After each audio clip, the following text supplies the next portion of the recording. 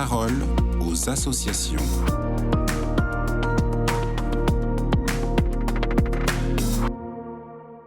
Colline Garnier, bonjour. Vous êtes déléguée nationale responsable de l'international chez les Scouts et Guides de France. Quelles activités proposez-vous en lien avec l'international ? Alors, il faut savoir que les Scouts et Guides de France, chaque année, c'est entre 3 000 et 4 000 jeunes et bénévoles qui partent à l'international. Et donc, on propose plusieurs types de projets. Il y a les camps, notamment des 14-17 ans, qui sont les plus nombreux à partir à l'international. Les projets des compagnons qui partent faire des projets de rencontres et de solidarité internationale. Puis, il y a les missions pour rencontrer des partenaires. Ce qu'il faut savoir, c'est qu'à chaque année, c'est à peu près 400 projets dans une soixantaine de pays qui sont accompagnés par les SEDF pour permettre aux jeunes de vivre des expériences de qualité. Et pour vous donner quelques idées, aujourd'hui, c'est 60% de ces projets qui se passent en Europe, par exemple. Et comment réussissez-vous à combiner la dimension internationale avec l'urgence écologique ? Alors, on se pose souvent la question en interne aussi de la compatibilité entre ces projets internationaux et la réponse à l'urgence écologique, qui est un enjeu très fort de l'association. Il y a plusieurs façons d'y répondre.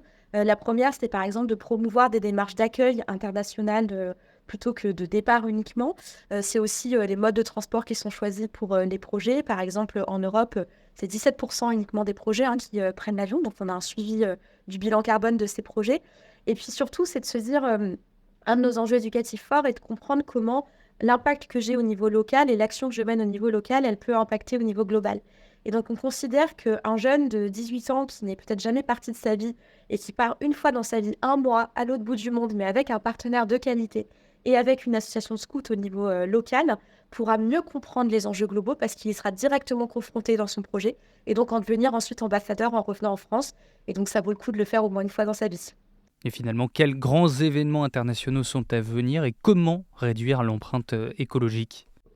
On a plusieurs types d'événements internationaux qui sont un élément clé de la pédagogie scout parce que ça permet aussi vraiment la fraternité. Quand on a vécu à côté d'un jeune d'un autre pays, on peut que être sensibilisé à la culture de paix. Et donc, on a plusieurs types d'événements avec des noms très scouts. Le Revarway, qui est le prochain en Norvège cet été, où on a à peu près 300 jeunes de 17 à 20 ans. On a les Moot, qui est le prochain est au Portugal, au bord de l'océan, pour les jeunes de 18 à 25 ans.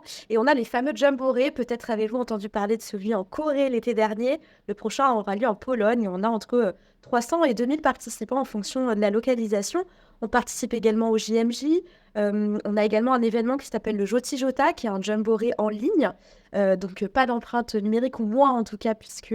pas de déplacement. La question de l'empreinte environnementale, elle est fondamentale dans ces événements puisqu'on déplace entre 20 et 45 000 participants.